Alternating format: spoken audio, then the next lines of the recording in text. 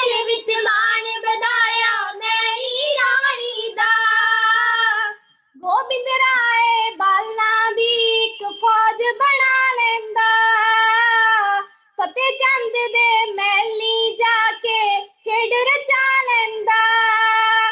वेख वेख दिल ठरिया रहिंदा धर्म सुहानी दा। बैठ बुकल विच मान बधाया मैनी रानी दा। बैठ बुकल विच मान बधाया मैनी रानी दा। रानी कहंदी मेरे दिल दी आस पुजा देवो, झोली सखनी मेरी खैर पुत्र दी पा देवो। चोरा वट वट खांदा जांदी उमर विहानी दा। बैठ बुकल विच मान बधाया मैनी रानी दा। बैठ बुकल विच मान बधाया मैनी रानी दा। सतगुर कहंदे थोनू पुत्र कैसा चाहिदा, मेरे बाला प्रीतम तेरे जैसा चाहिदा। देख देवर कट दियो दुखड़ा दर्द रवानी दा। बैठ बुकल विच मान बधाया मैनी रानी दा।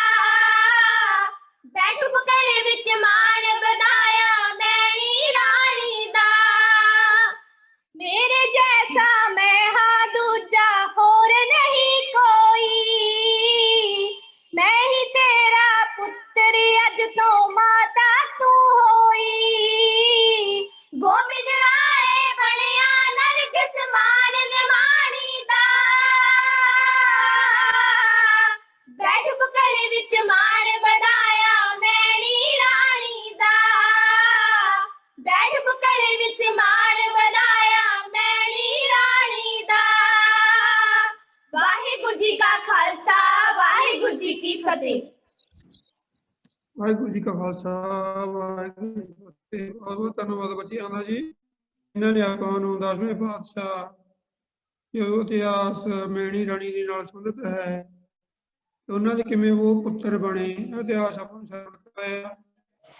ते आपां जो अगला सैशन है भैन अपनी बेटी जो जसप्रीत कौर जीवन के अनमोल फलसफे, हाँ जी वो लैणगे जी। स्वागत है भैन जी का जी।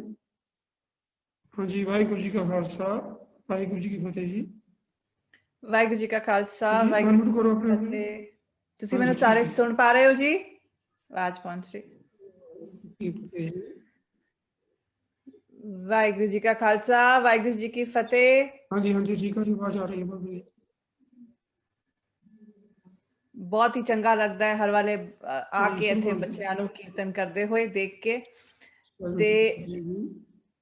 सब तो पहला मैं ਤੁਹਾਨੂੰ ਸਾਰਿਆਂ ਨੂੰ ਇਹ ਦੱਸਣਾ ਚਾਹਾਂਗੀ ਜਿਹੜਾ ਅੱਜ ਦਾ ਸੈਸ਼ਨ ਅਸੀਂ ਲਿਆ ਹੈ, ਉਸ ਸੈਸ਼ਨ ਵਿੱਚ ਅਸੀਂ ਥੋੜੇ ਜਿਹੇ ਜ਼ਿੰਦਗੀ ਦੇ ਤਰੀਕੇ ਦੇਖਾਂਗੇ, ਥੋੜੀਆਂ ਜਿਹੀਆਂ ਗੱਲਾਂ ਕਰਾਂਗੇ, ਤੁਹਾਡੇ ਤੋਂ ਵੀ ਸ਼ੇਅਰਿੰਗ ਲਵਾਂਗੇ ਚੈਟ ਦੇ ਥਰੂ।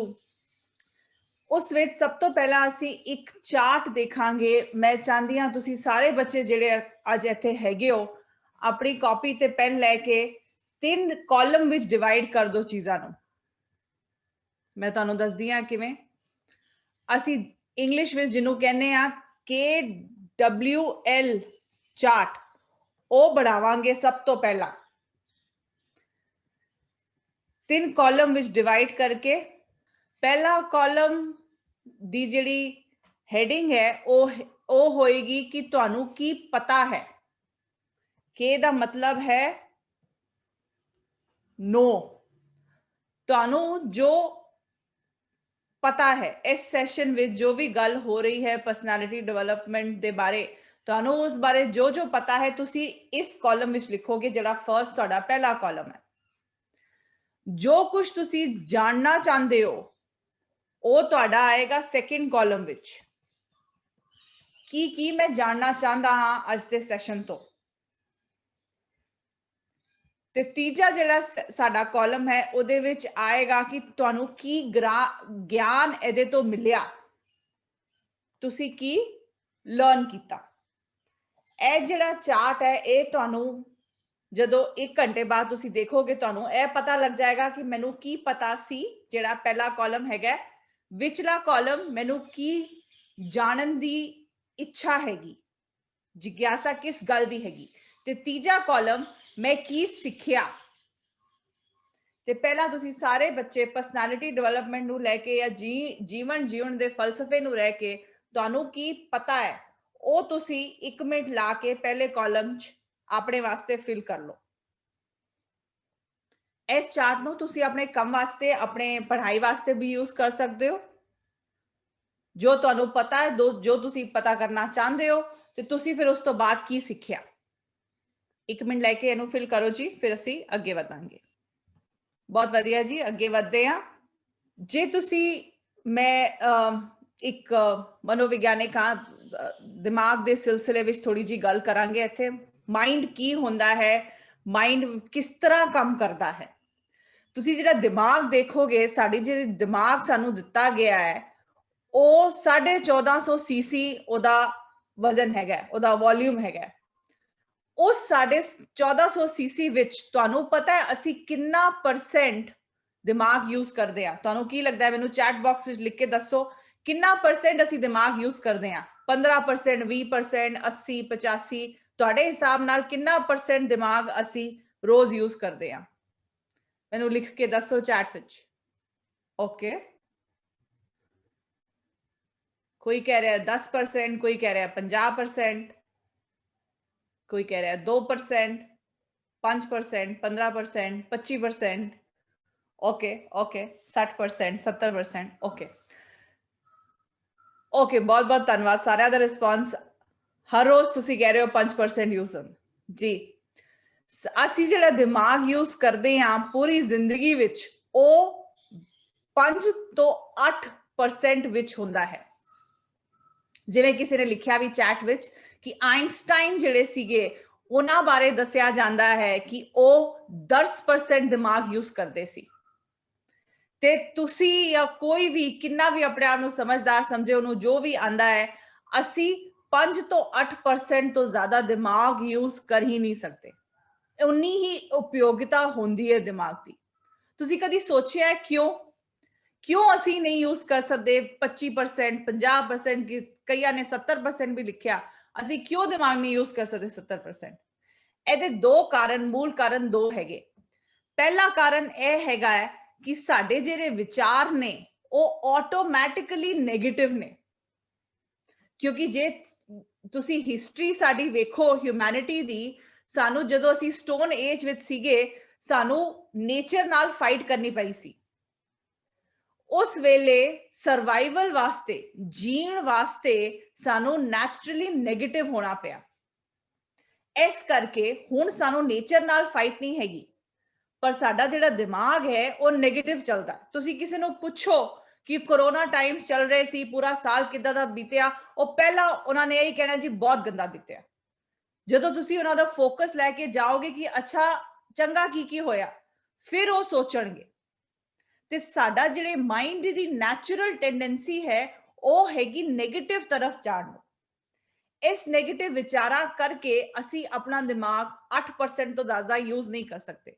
ਦੂਜਾ ਕੀ ਕਾਰਨ ਹੈ? ਦੂਜਾ ਕਾਰਨ ਇਹ ਹੈ, ਸਾਇੰਸ ਇਹ ਕਹਿੰਦੀ ਹੈ ਕਿ ਤੁਹਾਡੇ ਦਿਮਾਗ 'ਚ ਜਿਹੜੀਆਂ ਥਾਟਸ, ਜਿਹੜੇ ਵਿਚਾਰ ਚੱਲਦੇ ਰਹਿੰਦੇ ਨੇ ਉਹੀ ਦੁਬਾਰਾ ਚੱਲਦੇ ਨੇ, ਉਹ ਰਿਪੀਟ ਹੁੰਦੇ ਨੇ। ਜੋ ਵੀ ਥਾਟ ਆਇਆ ਉਹੀ ਰਿਪੀਟ ਹੋ ਰਿਹਾ। ਤੇ ਤੁਸੀਂ ਜੇ ਆਪਣੇ ਆਪ ਨੂੰ ਦੇਖਣਾ ਸ਼ੁਰੂ ਕਰੋ, 1 ਹਫ਼ਤੇ ਵਿੱਚ ਤੁਸੀਂ ਦੇਖੋ, ਤੁਸੀਂ ਉਹੀ ਥਾਟਸ ਦੁਬਾਰਾ ਸੋਚੋਗੇ। 10, 15, 20 ਥਾਟਸ ਹੈ, ਉਹੀ ਰਿਪੀਟ ਹੋ ਰਹੇ ਨੇ, ਕੋਈ ਨਵਾਂ ਥਾਟ ਆ ਹੀ ਨਹੀਂ ਰਿਹਾ ਦਿਮਾਗ ਵਿੱਚ। ਇਸ ਕਰਕੇ ਕਿਹਾ ਜਾਂਦਾ ਹੈ ਕਿ ਕੋਈ ਨਈ ਐਕਟੀਵਿਟੀ ਕਰੋ। ਜਿਹੜੇ ਤੁਸੀਂ ਤੁਹਾਡੇ ਕੈਂਪ ਲਗਾਏ ਗਏ ਨੇ, ਇੱਕ ਮੈਂ ਆਪਣੇ ਤਰਫੋਂ ਕਹਿ ਰਹੀ ਹਾਂ, ਇੱਕ ਰੀਜ਼ਨ ਇਹਦਾ ਇਹ ਵੀ ਹੈ ਕਿ ਤੁਸੀਂ ਜਦੋਂ ਇੱਥੇ ਆਓਗੇ, ਹੋਰ ਚੀਜ਼ਾਂ ਨੂੰ ਸੁਣੋਗੇ, ਅਲੱਗ-ਅਲੱਗ ਬੁਲਾਰਿਆਂ ਨੂੰ ਸੁਣੋਗੇ, ਤੁਹਾਡਾ ਜਿਹੜਾ ਦਿਮਾਗ ਹੈ ਉਹ 8% ਤੋਂ ਅੱਗੇ ਵਧੇਗਾ। ਕਿਉਂਕਿ ਤੁਸੀਂ ਬਹੁਤ ਤਰ੍ਹਾਂ ਦੀਆਂ ਚੀਜ਼ਾਂ ਦੇਖੋਗੇ, ਅਲੱਗ-ਅਲੱਗ ਟੌਪਿਕਸ ਤੇ ਸੁਣੋਗੇ। ਅਸੀਂ ਜੇ ਆਪਣੀ ਦਿਮਾਗ ਦੀ ਉਪਯੋਗਤਾ ਵਧਾਣੀ ਹੈ ਤਾਂ ਉਹਨੂੰ ਖਾਲੀ ਕਰਨਾ ਪਏਗਾ। ਖਾਲੀ ਕਰਨ ਵਾਸਤੇ ਅਸੀਂ ਕਈ ਚੀਜ਼ਾਂ ਅੱਜ ਇੱਥੇ ਵੇਖਾਂਗੇ। ਸਭ ਤੋਂ ਪਹਿਲਾਂ ਚੀਜ਼, ਇਹ ਮੈਂ ਮਨੋਵਿਗਿਆਨ ਦੇ ਐਂਗਲ ਤੋਂ ਗੱਲ ਕਰ ਰਹੀ ਹਾਂ, ਸਾਈਕੋਲੋਜੀ ਦੇ ਐਂਗਲ ਤੋਂ, ਕਿ ਅਸੀਂ ਕੀ ਕਰ ਸਕਦੇ ਹਾਂ। ਸਭ ਤੋਂ ਪਹਿਲਾਂ ਚੀਜ਼ ਜੋ ਅਸੀਂ ਕਰ ਸਕਦੇ ਹਾਂ ਉਹ ਹੈ ਮੂਵਮੈਂਟ। ਮੈਂ ਤੁਹਾਨੂੰ ਇੱਥੇ 5M ਦੱਸਾਂਗੀ ਤੇ 5M ਦਾ ਫਰਸਟ M ਹੈਗਾ ਮੂਵਮੈਂਟ। ਜੇ ਅਸੀਂ ਆਪਣੀ ਬਾਡੀ ਵਿੱਚ, ਆਪਣੇ ਸਰੀਰ ਵਿੱਚ ਫੁਰਤੀਲਾਪਨ ਰੱਖਾਂਗੇ ਤਾਂ ਸਾਡਾ ਦਿਮਾਗ ਖਾਲੀ ਰਹੇਗਾ। ਤੁਸੀਂ ਆਪ ਸੋਚੋ, ਜਦੋਂ ਤੁਸੀਂ ਐਕਸਰਸਾਈਜ਼ ਕਰਦੇ ਹੋ, ਤੁਹਾਨੂੰ ਯੋਗਾ ਕਰਾਇਆ ਜਾਂਦਾ ਹੈ, ਪੀਟੀ ਕਰਾਈ ਜਾਂਦੀ ਹੈ, ਜਾਂ ਜਿਹੜੇ ਵੱਡੇ ਹੈਗੇ ਨੇ ਜਿਮ ਜਾਂਦੇ ਨੇ, ਉਸ ਵੇਲੇ ਦਿਮਾਗ ਵਿੱਚ ਕੁਝ ਹੋਰ ਨਹੀਂ ਚੱਲ ਰਿਹਾ ਹੁੰਦਾ। ਦਿਮਾਗ ਜਿਹੜਾ ਉਹ ਖਾਲੀ ਹੋ ਜਾਂਦਾ ਹੈ, ਤੁਹਾਡਾ ਫੋਕਸ ਉੱਥੇ ਹੁੰਦਾ ਜੋ ਕੰਮ ਤੁਸੀਂ ਕਰ ਰਹੇ ਹੁੰਦੇ ਹੋ। ਉਸ ਵੇਲੇ ਤੁਹਾਨੂੰ ਆਈਡੀਆਜ਼ ਵੀ ਆਣਗੇ, ਤੁਹਾਡਾ ਹੋਰ ਕੰਮ ਕਰਨ ਕਿੱਥੇ ਡਿਸਟਰੈਕਟ ਨਹੀਂ ਹੋਗੇ। ਤੁਸੀਂ ਕਿਤਾਬ ਲੈ ਕੇ ਬੈਠਦੇ ਹੋ, ਤੁਸੀਂ ਡਿਸਟਰੈਕਟ ਹੋ ਜਾਂਦੇ ਹੋ। ਹਿਸਟਰੀ ਪੜ੍ਹਨੀ ਪੈਂਦੀ ਹੈ 1 ਘੰਟਾ, ਤੁਸੀਂ 10 ਵਾਰੀ ਘੜੀ ਵੇਖੋਗੇ, ਤੁਹਾਨੂੰ ਭੁੱਖ ਵੀ ਉਸੇ ਵੇਲੇ ਲੱਗੇਗੀ, ਤੁਹਾਨੂੰ ਕਿਤੇ ਹੋਰ ਵੀ ਜਾਣਾ ਹੋਏਗਾ, ਹੋਰ ਕੁਝ ਕਰਨ ਦਾ ਮਨ ਵੀ ਕਰੇਗਾ। ਪਰ ਜੇ ਤੁਸੀਂ ਬਾਡੀ ਮੂਵਮੈਂਟ 'ਚ ਇਨਵੋਲਵ ਹੋਗੇ, ਯੋਗ ਕਰ ਰਹੇ ਹੋਗੇ ਜਾਂ ਕੋਈ ਐਕਸਰਸਾਈਜ਼ ਕਰ ਰਹੇ ਹੋ, ਉਸ ਵੇਲੇ ਦਿਮਾਗ ਇੱਧਰ ਉੱਧਰ ਨਹੀਂ ਭਟਕਦਾ, ਖਾਲੀ ਹੋ ਜਾਂਦਾ। ਦੂਜਾ ਜਿਹੜਾ M ਹੈ ਉਹ ਮਾਈਂਡ ਹੈ।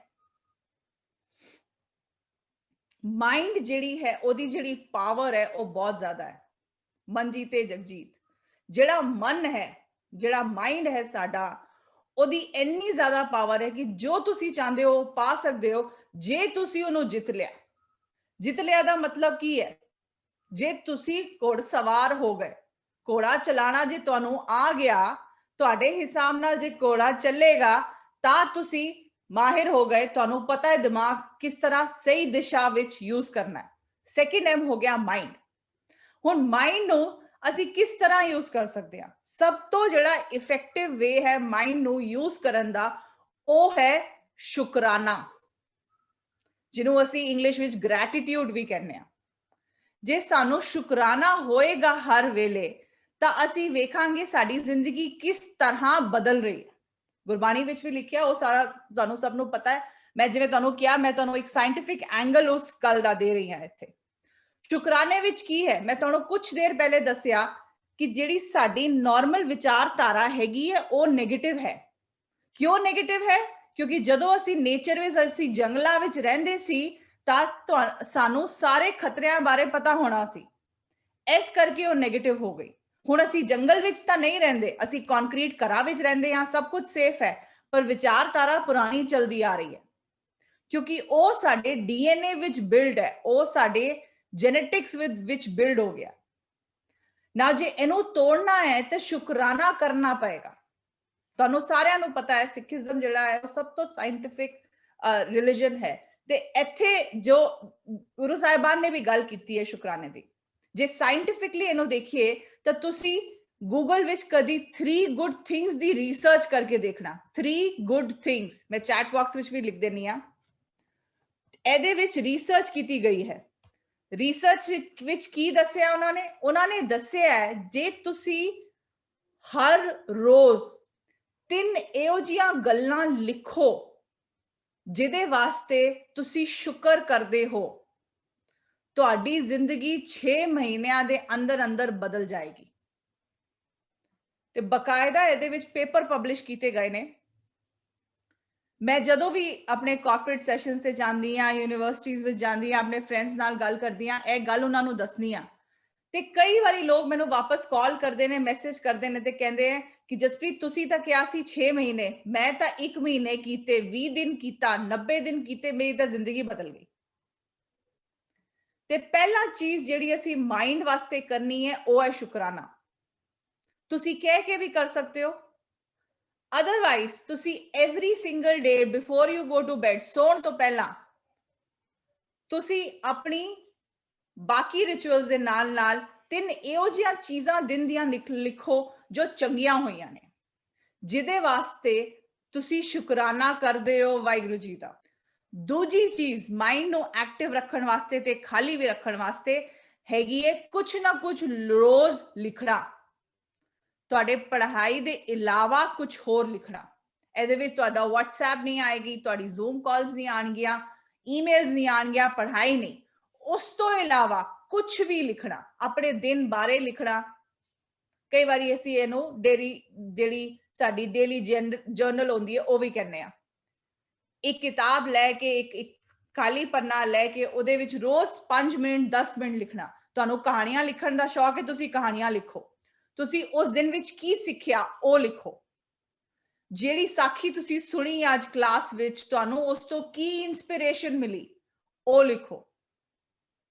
ਗੁਰੂ ਸਾਹਿਬਾਨ ਬਾਰੇ ਲਿਖੋ, ਆਪਣੀ ਜ਼ਿੰਦਗੀ ਬਾਰੇ ਲਿਖੋ। ਜੋ ਤੁਹਾਨੂੰ ਲਿਖਣ ਦਾ ਮਨ ਕਰਦਾ ਹੈ 15 ਮਿੰਟ ਰੋਜ਼ ਕੱਢ ਕੇ ਕੁਛ ਨਾ ਕੁਛ ਲਿਖੋ ਜ਼ਰੂਰ। ਤੁਸੀਂ ਦੇਖੋਗੇ ਤੁਹਾਡਾ ਦਿਮਾਗ ਜਿਹੜਾ ਹੈ ਉਹ ਵਧੀਆ ਐਫੀਸ਼ੀਐਂਸੀ ਤੇ ਚੱਲਣਾ ਆਪੇ ਸ਼ੁਰੂ ਹੋ ਜਾਏ। ਤੀਜੀ ਗੱਲ, ਖੁਸ਼ੀ ਬਣਾ ਕੇ ਰੱਖਣਾ।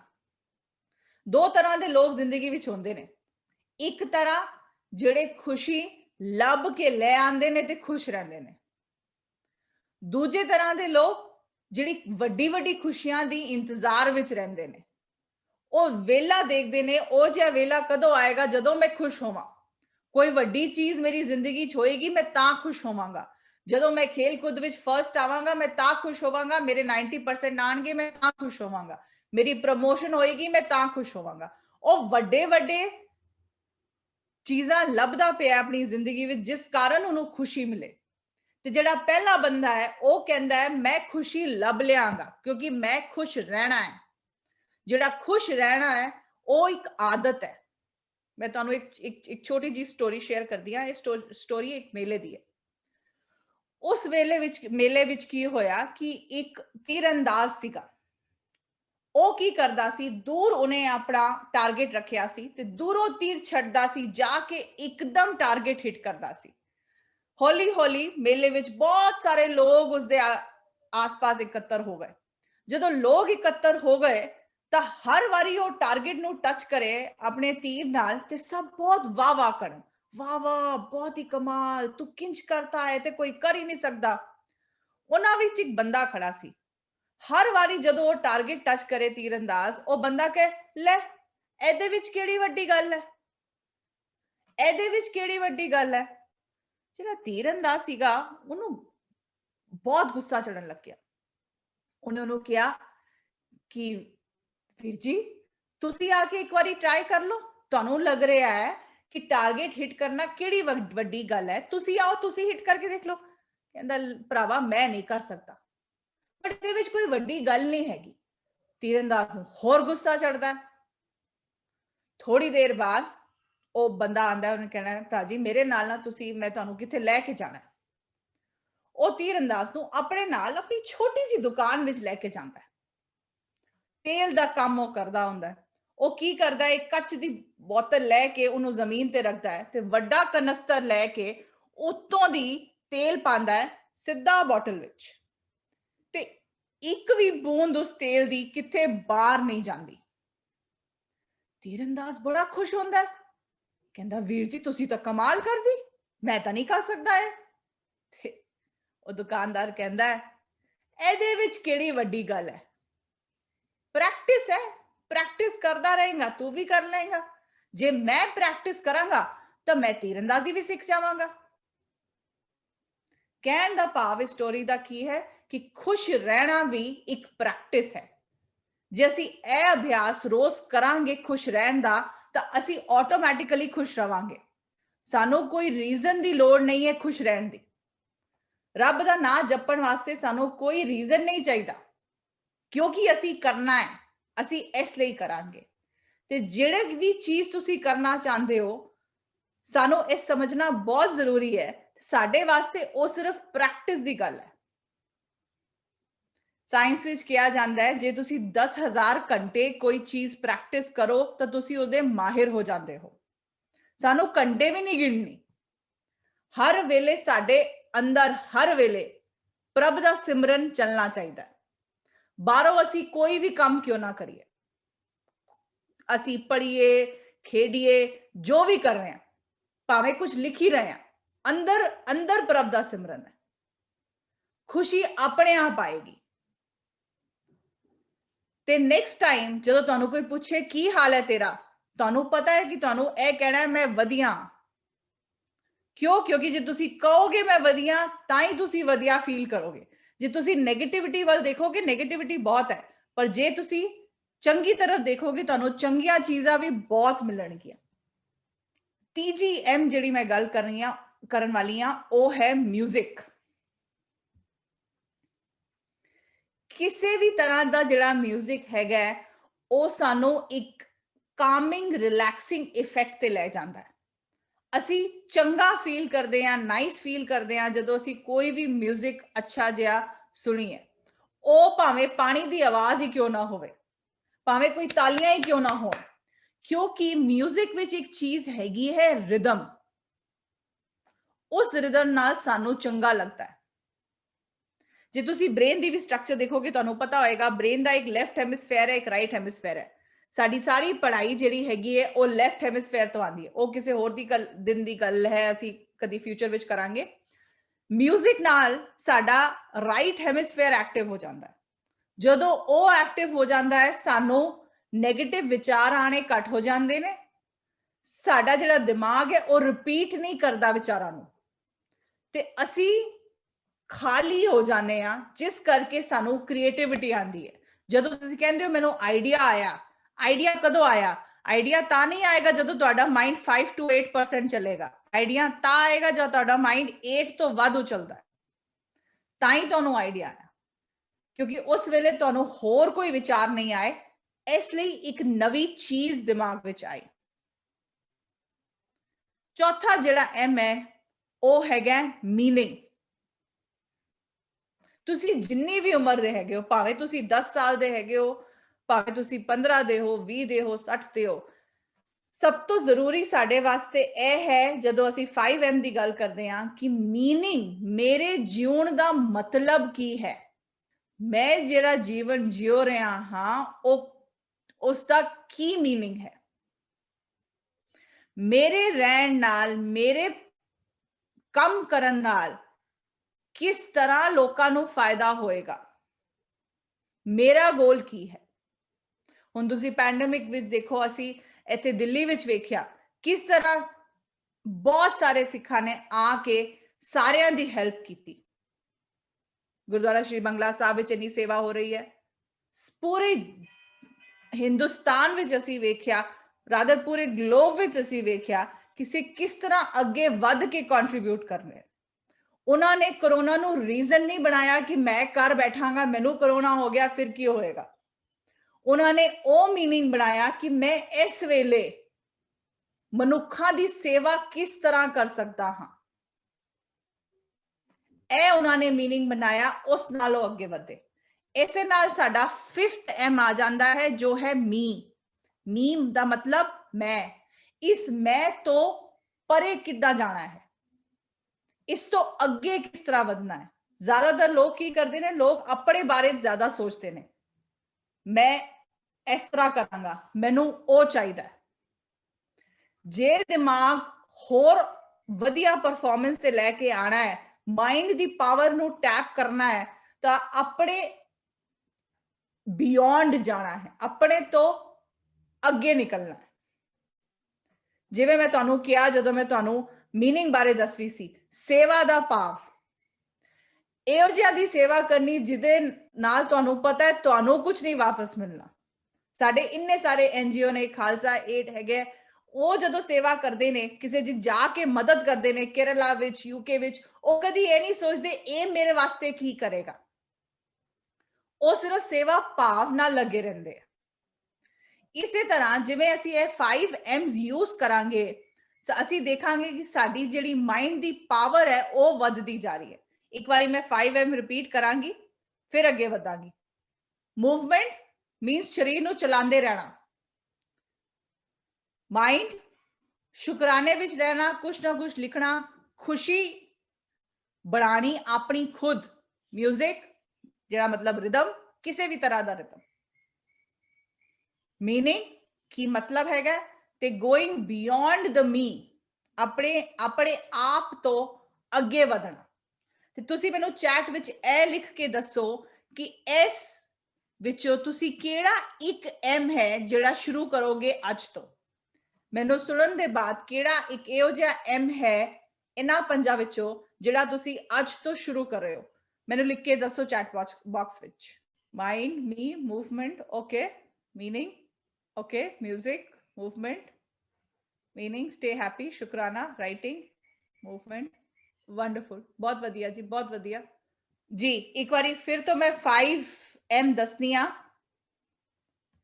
पहला M हैगा मूवमेंट।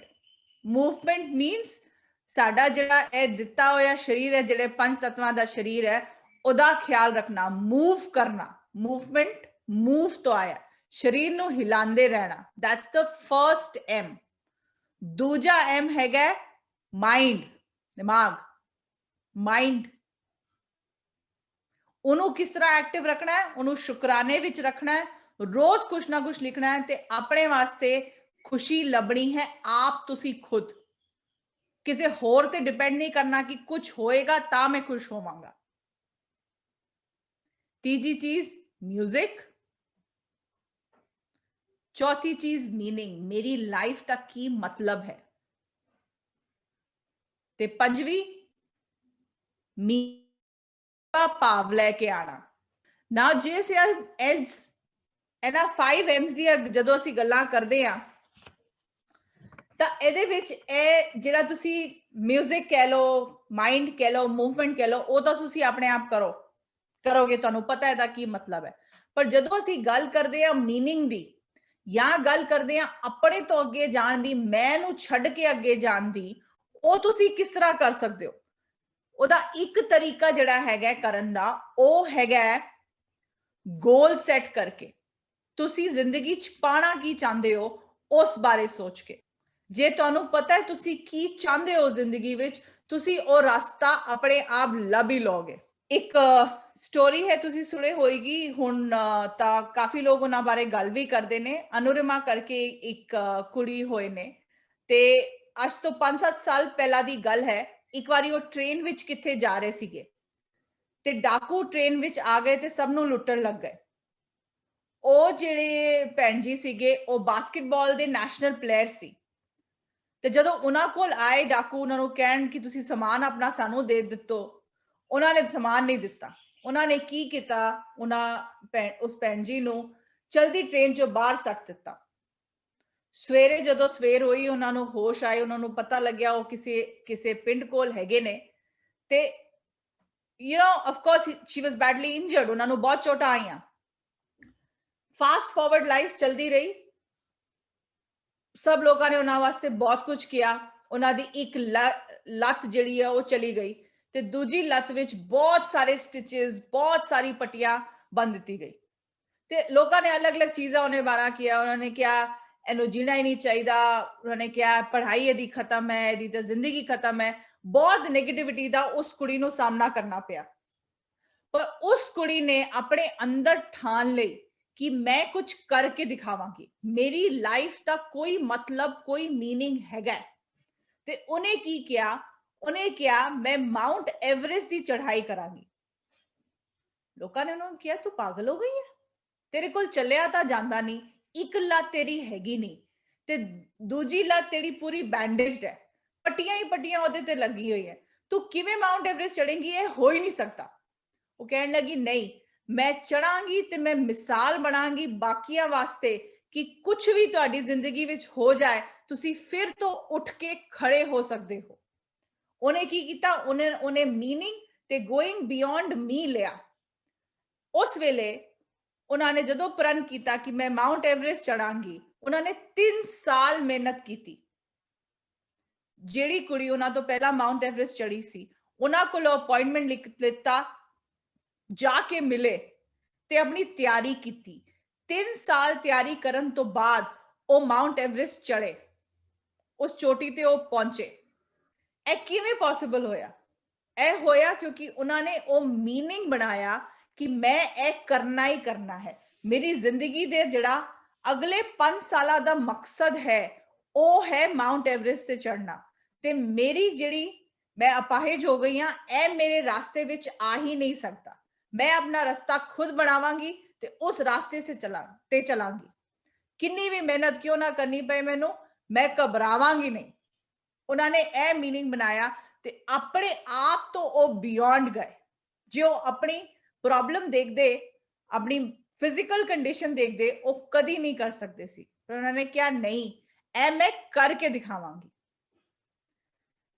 इसी तरह ਸਾਨੂੰ ਵੀ ਇਹ ਦੇਖਣਾ ਹੈ ਕਿ ਜਿਹੜਾ ਅਸੀਂ ਮੀਨਿੰਗ ਕ੍ਰੀਏਟ ਕਰਨਾ ਹੈ ਉਸ ਵਾਸਤੇ ਸਾਡਾ ਮਕਸਦ ਕੀ ਹੈ। ਜੇ ਤੁਸੀਂ ਮੀਨਿੰਗ ਕ੍ਰੀਏਟ ਕਰਨਾ ਚਾਹੁੰਦੇ ਹੋ ਤਾਂ ਮਕਸਦ ਹੋਣਾ ਬਹੁਤ ਜ਼ਰੂਰੀ ਹੈ। ਮੈਂ ਤੁਹਾਨੂੰ ਇੱਕ ਛੋਟੀ ਜਿਹੀ ਸਟੋਰੀ ਸੁਣਾਵਾਂਗੀ। ਜਿਵੇਂ ਤੁਸੀਂ ਸਮਝ ਲਓ ਇਹ ਇੱਕ ਲਤੀਫਾ ਤੇ ਕਹਾਣੀ ਨਾਲ ਨਾਲ ਹੈਗੀ।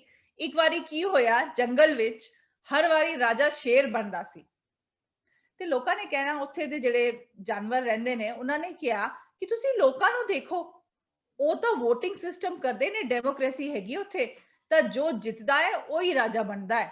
ਅਸੀਂ ਹਰ ਵੇਲੇ ਸ਼ੇਰ ਨੂੰ ਰਾਜਾ ਬਣਾ ਦਿੰਦੇ ਆ, ਇਹ ਕੀ ਗੱਲ ਹੋਈ? ਤਾਂ ਉਹਨਾਂ ਨੇ ਕਿਹਾ ਠੀਕ ਹੈ, ਅਸੀਂ ਵੀ VOTING ਸਿਸਟਮ ਕਰਾਂਗੇ। VOTING ਸਿਸਟਮ ਉਹਨਾਂ ਨੇ ਕੀਤਾ ਤੇ ਜਿੱਤਿਆ ਕੌਣ? ਬੰਦਰ। ਜਦੋਂ ਬੰਦਰ ਜਿੱਤ ਗਿਆ ਉਹ ਬਣ ਗਿਆ ਰਾਜਾ ਤੇ ਕਦੇ ਇੱਕ ਪੇੜ ਤੇ ਬੈਠਦਾ, ਕਦੇ ਦੂਜੇ ਪੇੜ ਤੇ ਬੈਠਦਾ, ਉਹ ਸਾਰਾ ਦਿਨ ਇਹੀ ਕਰਦਾ ਸੀ। ਤੇ ਇੱਕ ਵਾਰੀ ਕੀ ਹੋਇਆ, ਇੱਕ ਹਿਰਨੀ ਉਹਦੇ ਕੋਲ ਆਈ ਤੇ ਕਹਿਣ ਲੱਗੀ, ਬੰਦਰ ਰਾਜਾ ਮੇਰੇ ਬੱਚੇ ਨੂੰ ਸ਼ੇਰ ਚੱਕ ਕੇ ਲੈ ਗਿਆ, ਤੁਸੀਂ ਜਲਦੀ ਕੁਝ ਕਰੋ। ਤੇ ਬੰਦਰ ਨੇ ਕਿਹਾ ਕੋਈ ਗੱਲ ਨਹੀਂ, ਮੈਂ ਕਰਦਾ ਕੁਝ। ਉਹ ਇੱਕ ਪੇੜ ਤੇ ਦੂਜੇ ਪੇੜ ਜਾਏ, ਕੁਦ ਤੇ ਤੀਜੇ ਪੇੜ ਜਾਏ, ਇਸ ਤਰ੍ਹਾਂ ਪੇੜਾਂ ਤੇ ਉਹ ਜਾਂਦਾ ਰਿਹਾ। ਤੇ ਹਿਰਨੀ ਨੇ ਕਿਹਾ, ਬੰਦਰ ਰਾਜਾ ਤੁਸੀਂ ਕੀ ਕਰ ਰਹੇ ਹੋ? ਇੰਨੀ ਦੇਰ ਚ ਤਾਂ ਸ਼ੇਰ ਮੇਰੇ ਬੱਚੇ ਨੂੰ ਖਾ ਜਾਏਗਾ। ਤੇ ਬੰਦਰ ਰਾਜਾ ਨੇ ਕਿਹਾ, ਭੈਣ ਤੇਰਾ ਬੱਚਾ ਕਿੱਥੇ ਹੈ ਮੈਨੂੰ ਇਹ ਨਹੀਂ ਪਤਾ, ਮੇਰੀ ਭਾਗਦੌੜ ਵਿੱਚ ਕੋਈ ਕਮੀ ਹੈ ਤਾਂ ਤੂੰ ਦੱਸ ਮੈਨੂੰ।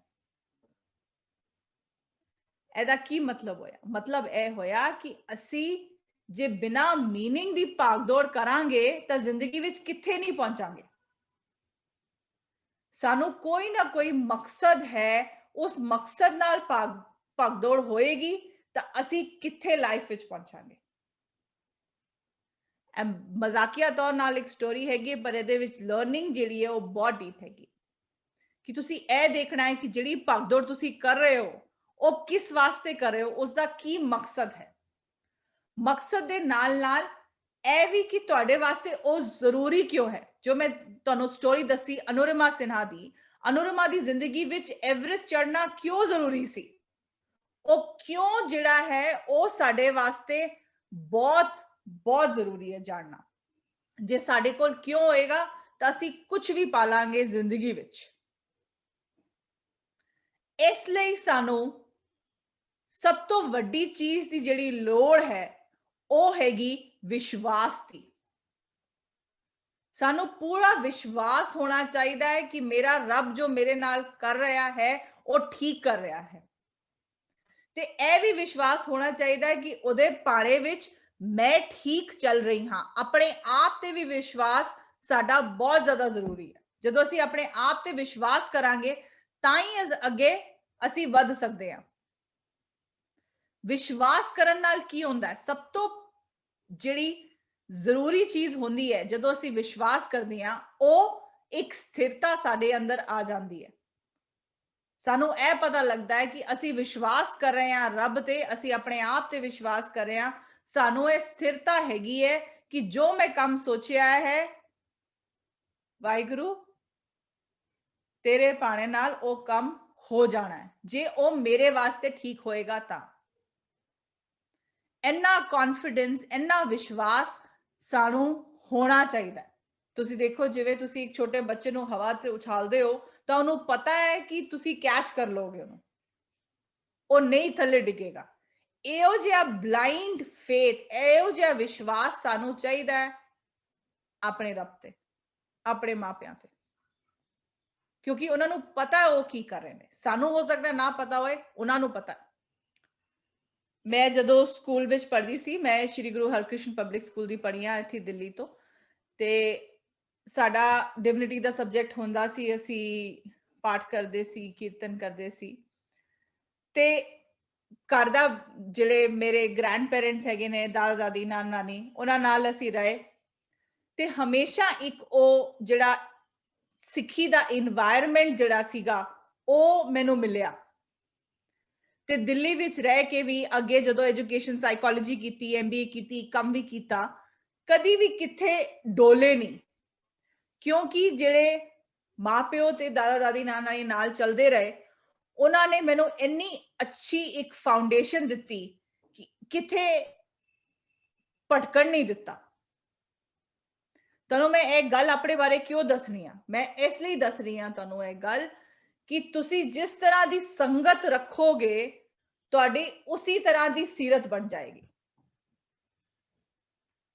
ਇਹ ਅੱਜ ਦੀ ਡੇਟ ਵਿੱਚ ਤੁਹਾਡੇ ਵਾਸਤੇ ਸ਼ਾਇਦ ਇੰਨਾ ਤੁਹਾਨੂੰ ਨਹੀਂ ਪਤਾ ਹੋਏਗਾ, ਨਹੀਂ ਤੁਹਾਡੇ ਵਾਸਤੇ ਜ਼ਿਆਦਾ ਫਾਇਦਾ, ਕਿਉਂਕਿ ਤੁਸੀਂ ਸਕੂਲ ਜਾਂਦੇ ਹੋ, ਤੁਸੀਂ ਪੜ੍ਹਦੇ ਹੋ, ਤੁਹਾਡਾ এনवायरमेंट ਚੰਗਾ ਹੈ। ਪਰ ਜਦੋਂ ਤੁਸੀਂ ਬਾਹਰ ਜਾਓਗੇ, ਜਦੋਂ ਤੁਸੀਂ ਕਾਲਜ ਵਿੱਚ ਜਾਓਗੇ, ਜਾਂ ਬਹੁਤ ਸਾਰੇ ਲੋਕ ਇੱਥੇ ਕਾਲਜ ਤੇ ਹੈਗੇ ਨੇ, ਉਸ ਵੇਲੇ ਤੁਸੀਂ ਕਿਸ ਤਰ੍ਹਾਂ ਦੇ ਇਨਸਾਨ ਬਣੋਗੇ ਉਹ ਡਿਪੈਂਡ ਕਰੇਗਾ ਤੁਹਾਡੀ ਸੰਗਤ ਕਿਹੋ ਜਿਹੀ ਹੋਏਗੀ। ਤੇ ਸੰਗਤ ਜਿਹੜੀ ਠੀਕ ਹੋਣੀ ਉਹ ਬਹੁਤ ਜ਼ਿਆਦਾ ਜ਼ਰੂਰੀ ਹੈ। ਸਾਡੇ ਟੀਚਰ ਜਿਹੜੇ ਸੀਗੇ ਉਹਨਾਂ ਨੇ ਸਾਨੂੰ ਇੱਕ ਵਾਰੀ ਇਹ ਗੱਲ ਦੱਸੀ ਸੀ ਕਿ ਤੁਸੀਂ ਜੇ ਜ਼ਿੰਦਗੀ ਜੀਣ ਦੀ ਇੱਕ ਤੁਹਾਨੂੰ ਫਿਲਾਸਫੀ ਚਾਹੀਦੀ ਹੈ ਜਾਂ ਉਸ ਦਾ ਕੋਈ ਤਰੀਕਾ ਚਾਹੀਦਾ ਹੈ ਤਾਂ ਤੁਸੀਂ ਕੀ ਕਰੋ, ਤੁਸੀਂ ਸ਼੍ਰੀ ਗੁਰੂ ਗ੍ਰੰਥ ਸਾਹਿਬ ਜੀ ਵਿੱਚੋਂ ਕੋਈ ਵੀ ਇੱਕ ਤੁਕ ਲੈ ਲਵੋ ਤੇ ਉਸ ਤੁਕ ਮੁਤਾਬਕ ਜ਼ਿੰਦਗੀ ਜਿਓ। ਤੁਹਾਨੂੰ ਹੋਰ ਕੁਝ ਨਹੀਂ ਚਾਹੀਦਾ। ਉਸ ਇੱਕ ਤੁਕ ਨਾਲ ਵੀ ਤੁਸੀਂ ਆਪਣੀ ਜ਼ਿੰਦਗੀ ਹਮੇਸ਼ਾ ਜੀ ਸਕਦੇ ਹੋ। ਤੇ ਜਦੋਂ ਮੈਂ ਸੋਚਿਆ ਕਿ ਮੇਰੀ ਉਹ ਤੁਕ ਕੀ ਹੈਗੀ ਤਾਂ ਮੈਨੂੰ ਪਤਾ ਲੱਗਿਆ ਕਿ ਮੈਂ ਜਿਹੜੀ ਤੁਕ ਲਈ ਜਿਹਦੇ ਤੇ ਮੈਂ ਜੀਨੀ ਆ ਉਹ ਹੈ ਤੂੰ ਕਾਹੇ ਡੋਲੇ ਪ੍ਰਾਨੀਆਂ ਤੁਧ ਰਾਖੇਗਾ ਸਿਰਜਣਹਾਰ। ਜਦੋਂ ਵੀ ਮੈਨੂੰ ਕਿਸੇ ਵੀ ਤਰ੍ਹਾਂ ਦਾ ਕੋਈ ਸਟ੍ਰੈਸ ਹੋਵੇ, ਕੋਈ ਟੈਨਸ਼ਨ ਹੋਵੇ, ਮੈਨੂੰ ਇਹ ਲੱਗਦਾ ਹੈ ਕਿ ਮੈਂ ਕਿਉਂ ਡੋਲ ਰਹੀ ਹਾਂ, ਮੈਂ ਕਿਉਂ ਸਟ੍ਰੈਸ ਵਿੱਚ ਆ ਰਹੀ ਹਾਂ, ਉਹ ਰੱਖਣਗੇ ਨਾ ਮੈਨੂੰ। ਤੇ ਇਹ ਮੈਂ ਤੁਹਾਨੂੰ ਸਾਰਿਆਂ ਨੂੰ ਕਹਿਣਾ ਚਾਹਨੀ ਆ ਕਿ ਤੁਸੀਂ ਰੱਬ ਦੇ ਨਾਲ ਜੁੜੇ ਰਹੋ, ਨਾਮ ਸਿਮਰਨ ਨਾਲ ਜੁੜੇ ਰਹੋ। ਕੋਈ ਵੀ ਇੱਕ ਤੁਕ ਜੋ ਤੁਹਾਨੂੰ ਚੰਗੀ ਲੱਗੇ ਉਹ ਆਪਣੇ ਜ਼ਿੰਦਗੀ ਦੀ ਫਿਲਾਸਫੀ, ਲਿਵਿੰਗ ਫਿਲਾਸਫੀ ਬਣਾ ਲਓ ਤੇ ਕਦੀ ਵੀ ਤੁਸੀਂ ਰਾਹ ਤੋਂ ਭਟਕੋਗੇ ਨਹੀਂ। ਮਕਸਦ ਆਪਣਾ ਸਾਫ਼ ਰੱਖੋ ਤੇ ਤੁਸੀਂ ਬਸ ਅੱਗੇ ਵੱਧਦੇ ਹੀ ਵੱਧਦੇ ਜਾਓਗੇ। ਜਿਹੜਾ ਤੁਹਾਡੇ ਕੋਲ KWL ਚਾਰਟ ਹੈਗਾ ਜਿਸ ਤੋਂ ਅਸੀਂ ਸ਼ੁਰੂ ਕੀਤਾ ਸੀ, ਹੁਣ ਤੁਸੀਂ ਉਸ ਚਾਰਟ ਨੂੰ ਦੇਖੋ ਤੇ ਦੇਖੋ ਤੁਹਾਨੂੰ ਕੀ ਆਲਰੇਡੀ ਪਤਾ ਸੀ, ਤੁਸੀਂ ਕੀ ਜਾਣਨਾ ਚਾਹੁੰਦੇ ਸੀ ਤੇ ਮੇਰੇ ਨਾਲ ਤੁਸੀਂ ਹੁਣੇ ਤੱਕ ਕੀ ਸਿੱਖਿਆ। 1 ਮਿੰਟ ਲੈ ਕੇ ਆਪਣਾ ਚਾਰਟ ਫਿਲ ਕਰ ਲਓ। ਜਿਨ੍ਹਾਂ ਨੇ ਚਾਰਟ ਫਿਲ ਕਰ ਲਿਆ ਹੈ ਉਹ ਚੈਟ ਤੇ ਮੈਨੂੰ ਲਿਖਣ ਕਿ ਤੁਸੀਂ ਕਿਹੜੀ ਇੱਕ ਇਹੋ ਜਿਹੀ ਗੱਲ ਇੱਥੇ ਸਿੱਖੀ ਹੈ ਜੋ ਤੁਸੀਂ ਅਪਣਾਉਣ ਵਾਲੇ ਹੋ ਅੱਜ ਤੋਂ। ਕੋਈ ਵੀ ਇੱਕ ਗੱਲ ਜਿਹੜੀ ਤੁਸੀਂ ਅੱਜ ਸੁਣੀ ਤੇ ਤੁਸੀਂ ਅਪਣਾਓਗੇ ਉਹਨੂੰ। ਸ਼ੁਕਰਾਨਾ, gratitude, 5M, okay, gratitude. Prabhdeep ਜੀ, ਪਹਿਲੇ ਕਾਲਮ ਵਿੱਚ ਅਸੀਂ ਇਹ ਲਿਖਣਾ ਹੈ ਜੋ ਸਾਨੂੰ ਆਲਰੇਡੀ ਪਤਾ ਹੈ, ਜੋ ਮੈਂ ਤੁਹਾਨੂੰ ਦੱਸਿਆ। ਥੈਂਕ ਯੂ ਭੈਣ ਜੀ, ਥੈਂਕ ਯੂ ਸੋ ਮਚ। ਤੇ ਕੁਐਸਚਨਸ ਤੋਂ ਪਹਿਲਾਂ ਬੱਚਿਆਂ ਨੂੰ ਇੱਕ ਅਨਾਉਂਸਮੈਂਟ ਹੈਗੀ ਹੈ ਕਿ ਕੱਲ ਕੈਂਪ ਦਾ ਲਾਸਟ ਡੇ ਹੈ। ਸੋ ਕੱਲ ਸਾਰੇ ਬੱਚਿਆਂ ਨੇ ਰੈਡੀ ਰਹਿਣਾ ਕਿ ਜੋ ਤੁਸੀਂ ਪਿਛਲੇ 7 ਮਹੀਨਿਆਂ ਤੋਂ ਚੱਲ ਰਹੇ ਇਸ ਕੈਂਪ ਦੇ ਵਿੱਚ ਸਿੱਖਿਆ, ਕਿਉਂਕਿ ਸਕੂਲ ਸਟਾਰਟ ਹੋ ਰਹੇ ਨੇ, ਸੋ ਅਸੀਂ ਕੈਂਪ ਨੂੰ ਆਫ ਕਰ ਰਹੇ ਹਾਂ। ਸੋ ਫਾਈਨਲ ਐਗਜ਼ਾਮਸ ਤੋਂ ਬਾਅਦ ਅਸੀਂ ਇਹ ਕੈਂਪ ਜਿਹੜਾ ਦੁਬਾਰਾ ਸਟਾਰਟ ਕਰਾਂਗੇ। ਵੀ ਸਟੂਡੈਂਟਸ ਨੇ ਰੈਗੂਲਰ ਕੈਂਪ ਲਗਾਇਆ ਤੇ ਸਿੱਖਿਆ, ਕੱਲ ਕੈਂਪ ਦੇ ਵਿੱਚ ਤੁਸੀਂ ਇੱਕ ਲਾਈਨ ਜੋ ਵੀ ਤੁਸੀਂ ਆਪਣੀ ਲਾਈਫ ਦੇ ਵਿੱਚ ਚੇਂਜ ਲੈ ਕੇ ਆਂਦਾ ਕੈਂਪ ਤੋਂ ਬਾਅਦ ਉਹ ਤੁਸੀਂ। ਵਾਹਿਗੁਰੂ ਜੀ ਕਾ ਖਾਲਸਾ, ਵਾਹਿਗੁਰੂ ਜੀ ਕੀ ਫਤਿਹ ਜੀ। ਵਾਹਿਗੁਰੂ ਜੀ, ਆਵਾਜ਼ ਆ ਰਹੀ ਹੈ? ਵਾਹਿਗੁਰੂ ਜੀ ਕਾ ਖਾਲਸਾ, ਵਾਹਿਗੁਰੂ ਜੀ ਕੀ ਫਤਿਹ ਜੀ। ਤੁਹਾਡੀ ਆਵਾਜ਼ ਆ ਰਹੀ ਹੈ ਜੀ। ਠੀਕ ਹੈ ਮੈਮ। ਮੈਂ ਪੁੱਛਣਾ ਸੀਗਾ ਕਿ ਜਿਵੇਂ ਤੁਸੀਂ ਆਖ ਰਹੇ ਸੀਗੇ ਕਿ ਕੋਈ 3 ਚੀਜ਼ਾਂ ਲਿਖਣੀਆਂ ਨੇ ਜੋ ਕਿ ਅਸੀਂ ਵੀ ਸ਼ੁਕਰਾਨੇ ਦੇ ਲਈ ਲਿਖਣੀਆਂ ਨੇ ਮੈਮ। ਕੋਈ ਵੀ 3 ਇਹੋ ਜਿਹੀਆਂ ਚੀਜ਼ਾਂ ਜੋ ਦਿਨ ਵਿੱਚ ਹੋਈਆਂ ਜਿਹਦੇ ਵਾਸਤੇ ਤੁਸੀਂ ਸ਼ੁਕਰਾਨਾ ਕਰਦੇ ਹੋ ਰੱਬ ਦਾ। ਠੀਕ ਹੈ ਮੈਮ। ਵਾਹਿਗੁਰੂ ਜੀ ਕੀ ਫਤਿਹ। ਵਾਹਿਗੁਰੂ ਜੀ ਕਾ ਖਾਲਸਾ, ਵਾਹਿਗੁਰੂ ਜੀ ਕੀ ਫਤਿਹ। ਹਾਂਜੀ ਮੈਮ, ਇੱਕ ਬੱਚਾ ਹੈ, ਉਸ ਬੱਚੇ ਨੂੰ ਇੰਨੀ ਸਮਝ ਆਣੀ ਕਿ ਉਹ ਮਤਲਬ ਇੰਨਾ ਦਿਮਾਗ ਨਹੀਂ ਕੰਮ ਕਰਦਾ ਉਸਦਾ, ਤੇ ਉਸ ਬੱਚੇ ਦੇ ਪੇਰੈਂਟਸ ਉਸਨੂੰ ਨਿਕੰਮਾ ਹੈ ਸਮਝਦੇ, ਮਤਲਬ ਫਿਊਚਰ 'ਚ ਉਹ ਕੁਛ ਵੀ ਨਹੀਂ ਕਰ ਸਕਦਾ। ਸੋ ਤੇ ਉਹ ਬੱਚਾ ਡੀਪਲੀ ਸੋਚ ਕੇ ਕਹਿੰਦਾ ਕਿ ਮੈਂ ਅਕਾਊਂਟੈਂਟ ਬਣ ਕੇ ਵਿਖਾਵਾਂਗਾ। ਜੇ ਬੱਚੇ ਦੇ ਪੇਰੈਂਟਸ ਉਸ 'ਤੇ ਵਿਸ਼ਵਾਸ ਨਹੀਂ ਕਰਦੇ ਕਿ ਇਹ ਕੋਈ ਫਿਊਚਰ ਵਿੱਚ ਕੁਛ ਕੰਮ ਨਹੀਂ ਕਰ ਸਕਦਾ ਤੇ ਬੱਚਾ ਕਹਿੰਦਾ ਮੈਂ ਬਣ ਕੇ ਵਿਖਾਵਾਂਗਾ, ਤੇ ਬੱਚਾ ਹੁਣ ਆਪਣਾ ਗੋਲ ਕਿਵੇਂ ਕੰਪਲੀਟ ਕਰੇਗਾ? ਦੇਖੋ, ਜਦੋਂ ਇਸ ਤਰ੍ਹਾਂ ਸਾਨੂੰ ਲੱਗਦਾ ਹੈ ਕਿ ਸਾਡੇ ਮਾਪਿਓ ਸਾਡੇ ਤੇ ਵਿਸ਼ਵਾਸ ਨਹੀਂ ਕਰਦੇ, ਹੋ ਸਕਦਾ ਹੈ ਉਹ ਐਸੇ ਲਈ ਕਹਿ ਰਹੇ ਹੋਣ ਕਿਉਂਕਿ ਉਹ ਚਾਹੁੰਦੇ ਨੇ ਅਸੀਂ ਕੁਝ ਬਣੀਏ। ਕਈ ਵਾਰੀ ਜਿਹੜਾ ਸਾਡਾ ਬੋਲਣ ਦਾ ਤਰੀਕਾ ਹੁੰਦਾ ਹੈ ਉਹ ਵੀ ਉਹ ਜਿਹਾ ਹੁੰਦਾ ਹੈ ਕਿ ਅਸੀਂ ਬੱਚੇ ਦੀ ਖੁਸ਼ੀ ਚਾਹੁੰਦੇ ਹਾਂ, ਅਸੀਂ ਚਾਹੁੰਦੇ ਹਾਂ ਬੱਚਾ ਅੱਗੇ ਵਧੇ, ਪਰ ਬੋਲਣ ਚ ਅਸੀਂ ਕਹਿੰਦੇ ਆ ਤੂੰ ਕੁਝ ਨਹੀਂ ਕਰ ਪਾਏਗਾ, ਤੇਰਾ ਕੁਝ ਨਹੀਂ ਹੋਣਾ। ਇਹਦੇ ਵਿੱਚ ਜੇ ਤੁਸੀਂ ਉਸ ਵੇਲੇ ਵੀ ਦ੍ਰਿੜ ਨਿਸ਼ਚੈ ਆਪਣਾ ਕਰ ਲਿਆ ਕਿ ਮੈਂ ਕੁਝ ਕਰਕੇ ਦਿਖਾਣਾ ਹੈ, ਰਸਤਾ ਆਪਣੇ ਆਪ ਉਸ ਰੱਬ ਨੇ ਖੋਲਣਾ ਹੈ ਤੁਹਾਡੇ ਵਾਸਤੇ।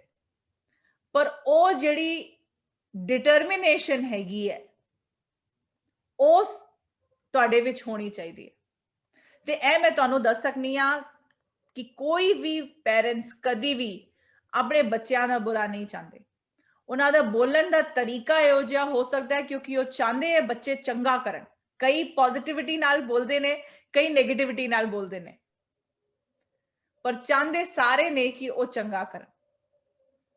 ਸਪੋਰਟ ਤੁਹਾਨੂੰ ਆਪਣੇ ਆਪ ਮਿਲੇਗਾ। ਜਿਹਦੇ ਵੀ ਬਾਰੇ ਤੁਸੀਂ ਜੇ ਐਗਜ਼ਾਮਪਲ ਪੁੱਛਿਆ ਜਾਂ ਕਿਸੇ ਬੱਚੇ ਬਾਰੇ ਪੁੱਛ ਰਹੇ ਹੋ ਤੁਸੀਂ, ਉਹਨਾਂ ਨੂੰ ਸਪੋਰਟ ਜ਼ਰੂਰ ਮਿਲੇਗਾ। ਉਹ ਜ਼ਰੂਰ ਉਹ ਕੰਮ ਕਰਨਗੇ ਜੋ ਕਰਨਾ ਚਾਹੁੰਦੇ, ਜੋ ਵੀ ਬਣਨਾ, ਅਕਾਊਂਟੈਂਟ ਬਣਨਾ ਹੈ, ਇੰਜੀਨੀਅਰ ਬਣਨਾ ਹੈ, ਜੋ ਵੀ ਹੈ, ਕਿਉਂਕਿ ਰੱਬ ਉਹਨਾਂ ਦੇ ਨਾਲ ਚੱਲ ਰਿਹਾ ਹੈ। ਜਦੋਂ ਅਸੀਂ ਆਪਣੇ ਆਪ ਵਿੱਚ ਕਲੈਰਿਟੀ ਲੈ ਆਈਏ ਕਿ ਸਾਨੂੰ ਇਹ ਮਕਸਦ ਹੈ, ਅਸੀਂ ਪਾਣਾ ਹੀ ਪਾਣਾ ਹੈ, ਸਾਡੇ ਵਾਸਤੇ ਸਾਰੇ ਰਾਸਤੇ ਖੁੱਲ ਜਾਂਦੇ। ਉਸ ਰਸਤੇ ਸੇ ਸਾਨੂੰ ਚੱਲਣਾ ਹੈ। ਬਸ ਤੁਸੀਂ ਕਰਕੇ ਦੇਖੋ, ਉਹਨਾਂ ਨੂੰ ਦੱਸੋ ਇਹ ਗੱਲ ਤੇ ਤੁਹਾਨੂੰ ਪਤਾ ਲੱਗੇਗਾ ਕਿ ਮੈਂ ਕੀ ਕਹਿ ਰਹੀ ਹਾਂ। ਔਰ ਮਾਪਿਓ ਸਾਡੇ ਵਾਸਤੇ ਕਦੀ ਵੀ ਬੁਰਾ ਨਹੀਂ ਚਾਹੁੰਦੇ। ਬੋਲ ਸਕਦੇ ਨੇ ਕਿਉਂਕਿ ਉਹ ਚਾਹੁੰਦੇ ਹੈ ਅਸੀਂ ਪੜ੍ਹਾਈ ਕਰੀਏ, ਅਸੀਂ ਅੱਗੇ ਵਧੀਏ, ਪਰ ਬੁਰਾ ਚਾਹਣਗੇ ਕਦੀ ਨਹੀਂ। Did I answer your question? Waheguru ji ਕਾ ਖਾਲਸਾ ਵਾਹਿਗੁਰੂ ਜੀ ਕੀ ਫਤਿਹ। ਵਾਹਿਗੁਰੂ ਜੀ ਕਾ ਖਾਲਸਾ ਵਾਹਿਗੁਰੂ ਜੀ ਕੀ ਫਤਿਹ। ਹਾਂਜੀ, ਬਲਜੀਤ ਕੌਰ ਜੀ ਬੋਲੋ। Ma'am M I audible? Yes, you are audible. ਬੋਲੋ। Yes. ਮੈਮ ਜੋ ਤੁਸੀਂ ਟੀਚ ਕੀਤਾ ਹੈ ਇਹਦਾ ਮੀਨਿੰਗ ਤਾਂ ਮੈਮ ਕਲੀਅਰ ਹੋ ਗਿਆ, ਬਟ ਮੈਮ 2 ਕੁਐਸਚਨ ਸੀ। Ma'am what is the meaning of DNA? I think ma'am ਤੁਸੀਂ ਦੱਸਿਆ ਸੀ। Yes ma'am. DNA ਮੀਨਸ ਜਿਹੜੀ ਸਾਡੀ ਜੀਨਸ ਨੇ ਨਾ, ਜਿਹੜੇ ਸਾਡੇ ਵਿੱਚ ਸੈਲਸ ਹੈਗੇ ਨੇ, ਹਾਂਜੀ, ਜੋ ਅਸੀਂ ਆਪਣੇ ਪੈਰੈਂਟਸ ਤੋਂ ਰਹੇ ਨੇ, ਉਹਨਾਂ ਨੇ ਆਪਣੇ ਪੈਰੈਂਟਸ ਤੋਂ ਲਏ ਨੇ, ਜੋ ਸਾਨੂੰ ਵੱਖਰਾ ਬਣਾਉਂਦਾ ਹੈ ਬਾਕੀ ਸਭ ਤੋਂ, that is DNA. Okay ma'am.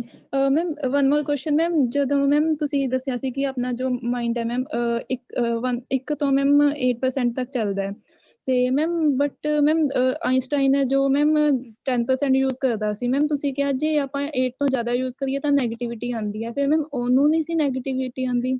ਨਹੀਂ ਬਲਜੀਤ ਕੌਰ ਜੀ, ਮੈਂ ਕਹਿ ਰਹੀ ਸੀ ਕਿ ਅਸੀਂ 5 ਤੋਂ 8% ਦਿਮਾਗ ਯੂਜ਼ ਕਰਦੇ ਹਾਂ ਕਿਉਂਕਿ ਸਾਡੀ ਵਿਚਾਰਧਾਰਾ ਬਹੁਤ ਨੈਗੇਟਿਵ ਹੁੰਦੀ ਹੈ ਤੇ ਸਾਨੂੰ ਰਿਪੀਟ ਥਾਟਸ ਆਉਂਦੇ ਨੇ। ਇਹ ਰੀਜ਼ਨ ਹੈ ਕਿ ਅਸੀਂ 5 ਤੋਂ 8 ਕਿਉਂ ਯੂਜ਼ ਕਰਦੇ ਹਾਂ।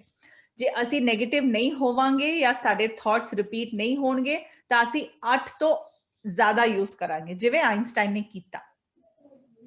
Okay ma'am. ਅਸੀਂ ਉਸ ਨੈਗੇਟਿਵ ਵਿਚਾਰਧਾਰਾ ਨੂੰ ਹੀ ਹਟਾਣਾ ਹੈ। ਜਦੋਂ ਉਹ ਹਟ ਜਾਏਗੀ, ਸਾਡਾ ਦਿਮਾਗ ਦੀ ਜਿਹੜੀ ਉਪਯੋਗਿਤਾ ਹੈ ਉਹ 8% ਤੋਂ ਆਪਣੇ ਆਪ ਵੱਧ ਜਾਏਗੀ। Okay ma'am, thank you ma'am. ਹਾਂਜੀ 16018। ਮੈਂ ਵਾਹਿਗੁਰੂ ਜੀ ਕਾ ਖਾਲਸਾ ਵਾਹਿਗੁਰੂ ਜੀ ਕੀ ਫਤਿਹ ਜੀ। ਵਾਹਿਗੁਰੂ ਜੀ ਕਾ ਖਾਲਸਾ ਵਾਹਿਗੁਰੂ ਜੀ ਕੀ ਫਤਿਹ ਬੱਚਾ ਜੀ। ਸਭ ਤੋਂ ਪਹਿਲਾਂ ਮੈਂ ਆਪ ਜੀ ਦਾ ਬਹੁਤ ਬਹੁਤ ਧੰਨਵਾਦ ਕਰਨਾ ਚਾਹੁੰਦੀ ਹਾਂ ਕਿ ਤੁਸੀਂ ਸਾਨੂੰ ਇੰਨੀ ਵਧੀਆ ਸਿੱਖਿਆ ਦਿੱਤੀ। ਮੈਮ ਜਿਹੜਾ ਤੁਸੀਂ ਤੀਸਰਾ ਮੈਮ ਕਿਹਾ ਸੀ ਉਹ ਕਿਹੜਾ ਸੀ ਜੀ? ਕਿਹੜਾ ਜੀ? ਤੀਸਰਾ ਵਾਲਾ ਜੀ। ਤੀਸਰਾ ਵਾਲਾ ਕਿਹਦੇ ਵਿੱਚ? ਜਿਹੜੇ ਤੁਸੀਂ ਐਮਐਮ ਕਹੇ ਸੀਗੇ ਜੀ 5, ਉਹਦੇ ਵਿੱਚ ਥਰਡ ਵਾਲਾ ਕਿਹੜਾ ਸੀਗਾ? ਥਰਡ ਵਾਲਾ ਕਿਹੜਾ ਸੀ? ਮੈਂ ਤੁਹਾਨੂੰ ਦੱਸਿਆ ਸੀ, ਇੱਕ ਮੂਵਮੈਂਟ ਦੱਸੀ ਸੀ, ਮਾਈਂਡ, ਮਿਊਜ਼ਿਕ, ਮੀਨਿੰਗ ਤੇ music. Okay ma'am, thank you. Waheguru ji ਕਾ ਖਾਲਸਾ। ਵੈਲਕਮ। ਵਾਹਿਗੁਰੂ ਜੀ ਕਾ ਖਾਲਸਾ ਵਾਹਿਗੁਰੂ ਜੀ ਕੀ ਫਤਿਹ। ਜੀ ਸੁਪ੍ਰੀਤ ਸਿੰਘ ਜੀ। ਵਾਹਿਗੁਰੂ ਜੀ ਖਾਲਸਾ ਵਾਹਿਗੁਰੂ ਜੀ ਕੀ ਫਤਿਹ। ਮੈਮ ਤੁਸੀਂ ਜਿਹੜੇ ਐਪ ਦਾ ਨਾਮ ਦੱਸਿਆ ਸੀ ਉਹ ਕਿਹੜਾ ਐਪ ਸੀ? 3 Good Things। ਉਸੇ ਸੇਮ ਜਿਹੜੀ ਰਿਸਰਚ ਹੈ ਨਾ ਉਹਦੇ ਨਾਮ ਦਾ ਮੈਂ ਚੈਟ ਵਿੱਚ ਲਿਖ ਦੇਣੀ ਆ। ਮੈਮ ਉਹਦਾ ਲਿੰਕ ਭੇਜ ਦਿਓ। ਉਹ ਤੁਹਾਨੂੰ ਨਾ ਅਲੱਗ-ਅਲੱਗ ਪਲੇ ਸਟੋਰ ਤੇ ਅਲੱਗ-ਅਲੱਗ ਹੈਗਾ ਹੈ। ਗ੍ਰੈਟੀਟਿਊਡ ਦੇ ਨਾਂ ਤੋਂ ਵੀ ਮਿਲ ਜਾਏਗਾ, ਉਹ ਤੁਹਾਨੂੰ ਆਪੇ ਪਤਾ ਲੱਗ ਜਾਏਗਾ ਜੀ। ਮੈਂ ਇੱਥੋਂ ਤੁਹਾਨੂੰ ਕਿਸ ਤਰ੍ਹਾਂ ਭੇਜਾਂ? 1 ਮਿੰਟ ਦੇਖਣੀ ਆ, ਮੈਂ ਭੇਜ ਦੇਣੀ ਆ। ਮੈਮ ਵਾਹਿਗੁਰੂ ਜੀ ਕਾ ਖਾਲਸਾ ਵਾਹਿਗੁਰੂ ਜੀ ਕੀ ਫਤਿਹ। ਵਾਹਿਗੁਰੂ ਜੀ ਕਾ ਖਾਲਸਾ ਵਾਹਿਗੁਰੂ ਜੀ ਕੀ ਫਤਿਹ। ਮੈਮ ਹਾਂਜੀ ਸੁਣਨੀ ਆ ਜੀ, ਦੱਸੋ। ਮੈਮ ਜਿਹੜੀ ਲੜਕੀ ਐਵਰੈਸਟ ਤੇ ਚੜੀ ਸੀ ਉਸ ਦਾ ਨਾਮ ਦੱਸਿਓ। ਇਹ ਮੈਂ ਤੁਹਾਨੂੰ ਗੂਗਲ ਤੋਂ ਭੇਜਤਾ ਹੈ, 3 Good Things। ਉਹਨਾਂ ਦਾ ਨਾਮ ਵੀ ਮੈਂ ਤੁਹਾਨੂੰ ਚੈਟ ਵਿੱਚ ਲਿਖਣੀ ਆ। 1 ਮਿੰਟ ਜੀ। ਅਨੁਰਿਮਾ ਸਿਨਹਾ। ਇਹਨਾਂ ਨੇ ਕਿਤਾਬ ਵੀ ਲਿਖੀ ਸੀਗੀ ਤੇ ਇਹਨਾਂ ਨੇ ਉਸ ਵੇਲੇ ਵੀ ਜ਼ਿੱਦ ਕੀਤੀ ਸੀ ਕਿ ਇਹ ਕਿਤਾਬ ਜਿਹੜੀ ਹੈਗੀ ਹੈ ਉਹਦਾ ਇਨੋਗ੍ਰੇਸ਼ਨ ਉਸ ਵੇਲੇ ਦੇ ਪ੍ਰਾਈਮ ਮਿਨਿਸਟਰ ਮਨਮੋਹਨ ਸਿੰਘ ਜੀ ਕਰਨਗੇ। ਤੇ ਇਹਨਾਂ ਦੀ ਜ਼ਿੱਦ ਇਹੋ ਜੀ ਸੀਗੀ, ਮਕਸਦ ਇਹੋ ਜਿਹਾ ਸੀਗਾ ਕਿ ਉਹ ਜਿਹੜੀ ਕਿਤਾਬ ਦੀ ਇਨੋਗ੍ਰੇਸ਼ਨ ਹੈ ਉਹ ਵਾਕਈ ਸਰਦਾਰ ਜੀ ਮਨਮੋਹਨ ਸਿੰਘ ਜੀ ਉਸ ਵੇਲੇ ਦੇ ਪ੍ਰਾਈਮ ਮਿਨਿਸਟਰ ਜੀ ਨੇ ਕੀਤੀ ਸੀ। ਮੈਮ ਵਾਹਿਗੁਰੂ ਜੀ ਕਾ ਖਾਲਸਾ ਵਾਹਿਗੁਰੂ ਜੀ ਕੀ ਫਤਿਹ ਜੀ। ਵਾਹਿਗੁਰੂ ਜੀ ਕਾ ਖਾਲਸਾ ਵਾਹਿਗੁਰੂ ਜੀ ਕੀ ਫਤਿਹ। ਮੈਮ ਜੋ ਤੁਸੀਂ ਜੀ 3 ਗੁੱਡ ਥਿੰਗਸ ਐਪ ਦੱਸਿਆ ਜੀ ਉਸ ਵਿੱਚ ਕੀ ਫਿਲ ਕਰ ਸਕਦੇ ਹਾਂ ਜੀ? ਉਸ ਵਿੱਚ ਤੁਸੀਂ ਸਿਰਫ ਫਿਲ ਕਰਨਾ ਹੈ ਐਵਰੀ ਡੇ, ਤੁਸੀਂ ਰੋਜ਼ ਉਹਦੇ ਵਿੱਚ ਲਿਖਣਾ ਹੈ ਕਿ ਕਿਹੜੀਆਂ 3 ਚੰਗੀਆਂ ਚੀਜ਼ਾਂ 3 ਗੁੱਡ ਥਿੰਗਸ ਜਿਹੜੀਆਂ ਉਸ ਦਿਨ ਹੋਈਆਂ ਜਿਸ ਕਰਕੇ ਤੁਸੀਂ ਰੱਬ ਦਾ ਸ਼ੁਕਰ ਕਰਦੇ ਹੋ। ਬਸ ਰੱਬ ਦਾ ਧੰਨਵਾਦ ਕਰਨਾ ਹੈ, ਉਹ 3 ਚੀਜ਼ਾਂ ਤੁਸੀਂ ਲਿਖਣੀਆਂ। ਵਾਹਿਗੁਰੂ ਜੀ ਜੀ ਵਾਹਿਗੁਰੂ ਜੀ। ਬਹੁਤ ਧੰਨਵਾਦ ਜੀ ਭੈਣ ਜੀ ਦਾ, ਜਸਪ੍ਰੀਤ ਕੌਰ ਭੈਣ ਜੀ। ਬਹੁਤ ਵਧੀਆ ਲੱਗਿਆ ਜੋ ਬੱਚਿਆਂ ਨੇ ਸਿੱਖਿਆ ਸਮਝਿਆ, ਬਹੁਤ ਆਨੰਦ ਆਇਆ ਜਿਸ ਤਰ੍ਹਾਂ ਬੱਚੇ ਚੈਟ ਕਰ ਰਹੇ ਸੀ ਤੇ ਬਾਰ-ਬਾਰ ਪ੍ਰਸ਼ਨ ਵੀ ਪੁੱਛ ਰਹੇ ਸੀ। ਅਸੀਂ ਭੈਣ ਜਸਪ੍ਰੀਤ ਕੌਰ ਜੀ ਦਾ ਬਹੁਤ ਬਹੁਤ ਧੰਨਵਾਦ ਕਰਦੇ ਹਾਂ। ਆਸ ਕਰਦੇ ਹਾਂ ਵੀ ਜਦੋਂ ਅਸੀਂ ਅੱਗੇ ਕਦੇ ਕੈਂਪ ਸਟਾਰਟ ਕਰਾਂਗੇ ਜ਼ਰੂਰ ਸਾਡਾ ਸਾਥ ਦੇਣਗੇ। ਬਹੁਤ ਧੰਨਵਾਦ ਭੈਣ ਜੀ ਦਾ। ਤੇ ਹੁਣ ਬੱਚਿਆਂ ਨੂੰ ਬੇਨਤੀ ਹੈ ਕਿ ਆਪਣੀ ਹਾਜ਼ਰੀ ਲਗਵਾ ਕੇ ਉਲਟ ਕਰ ਸਕਦੇ ਨੇ। ਅੱਜ ਆਪਾਂ ਇੱਥੇ ਕੈਂਪ ਦੀ ਸਮਾਪਤੀ ਕਰਦੇ ਹਾਂ ਜੀ। ਕੱਲ੍ਹ ਨੂੰ ਆਪਣਾ ਆਖਰੀ ਕੈਂਪ ਆ ਤੇ ਆਪਾਂ ਕੱਲ੍ਹ ਨੂੰ ਫੇਰ ਮਿਲਾਂਗੇ ਜੀ। ਬੱਚਿਆਂ ਨੂੰ ਬੇਨਤੀ ਹੈ ਕੱਲ੍ਹ ਦਾ ਕੈਂਪ ਜ਼ਰੂਰ ਆਪਾਂ ਅਟੈਂਡ ਕਰੀਏ ਤੇ ਆਪਣੇ ਆਪਣੇ ਜੋ ਐਕਸਪੀਰੀਅੰਸ ਨੇ ਉਹ ਜ਼ਰੂਰ ਦੱਸੀਏ ਜੀ। ਬਹੁਤ ਬਹੁਤ ਸਭ ਦਾ ਫੇਰ ਬਹੁਤ ਧੰਨਵਾਦ। ਲਓ ਜੀ ਫਤਿਹ। ਵਾਹਿਗੁਰੂ ਜੀ ਕਾ ਖਾਲਸਾ ਵਾਹਿਗੁਰੂ ਜੀ ਕੀ ਫਤਿਹ। ਵਾਹਿਗੁਰੂ ਜੀ ਕੀ ਫਤਿਹ। ਆਪ ਸਾਰਿਆਂ ਦਾ ਬਹੁਤ ਬਹੁਤ ਧੰਨਵਾਦ ਜੀ।